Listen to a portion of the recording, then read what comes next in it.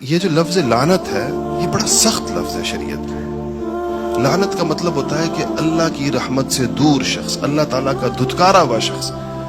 حدیث شریف میں آتا ہے کہ جس شخص نے کسی کے اوپر لعنت بھیجی، لعنت کی، اور وہ اس لعنت کا مستحق نہیں تھا، تو یہ لعنت کرنے والے پر لوٹتی ہے، وہ خود ملعون ہو جاتا ہے۔ یعنی اس کو تو کوئی نقصان نہیں ہوا، یہ اللہ کی رحمت سے دور ہو گیا، اللہ نے اس کو دھتکارا۔ اس کے ملعون ہونے کا مطلب یہ ہے کہ یہ اللہ کی رحمت سے نکل گیا۔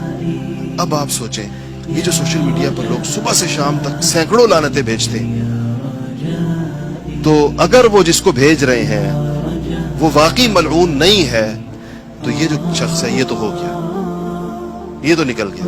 اتنا بڑا رسک کوئی لے سکتا ہے کہ میں ایک ایسا کام کرنے جا رہا ہوں کہ اس کا نتیجہ یہ ہے کہ اگر یہ، یعنی ایسے ہے جس طرح آپ سمجھے کہ آپ ایک ایسی گولی مارنے جا رہے ہیں کہ جو اگر ادھر نہ لگی تو آپ کو ضرور لگے گی واپسی۔ کسی بہت ہی باریک نشانہ ہے، کسی سوئی کو آپ نے گولی مارنی ہے، لیکن یہ طے ہے کہ اگر اس سوئی کے ناکے میں سے یا اس سوئی کو گولی نہ لگی تو آپ کو واپس آ کر لگے گی آپ کے سینے میں۔ اس رسک کو لینے کے لیے کون تیار ہوگا؟ لیکن ہم یہ لعنت بھیجنے کے اندر، میں بعض کمنٹس دیکھتا ہوں فیس بک وغیرہ پر، آپ بالکل بلا مبالغہ یہ نوجوان لڑکے جانتے ہیں سارا، کہ کمنٹ کے اندر 100 دفعہ لفظ لعنت لکھا ہوا ہوتا ہے، لعنت لعنت لعنت لعنت لعنت، تسبیح جیسے لعنت کی ہوتی ہے 100 دفعہ، یعنی وہ چلتا رہتا ہے، وہ کئی انچ تک وہ لفظ دیکھا ہوگا آپ لوگوں نے۔ کس بات کے اوپر؟ اس سے اختلاف ہے، یہ بات پر اختلاف ہے۔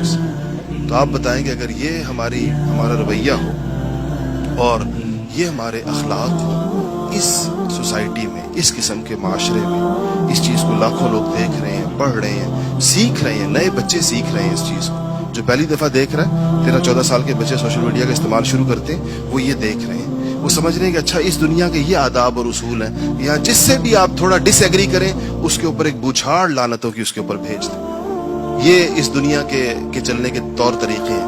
تو ہمارا معاشرہ انتہائی بڑی تباہی کی طرف اس حوالے سے جا رہا ہے، اور ہمیں اس پر صرف بیانات پر اکتفا نہیں کرنا ہوگا، اپنی تعلیمات کے اندر اور اپنے ہاں جو ہم جو کچھ پڑھا رہے ہیں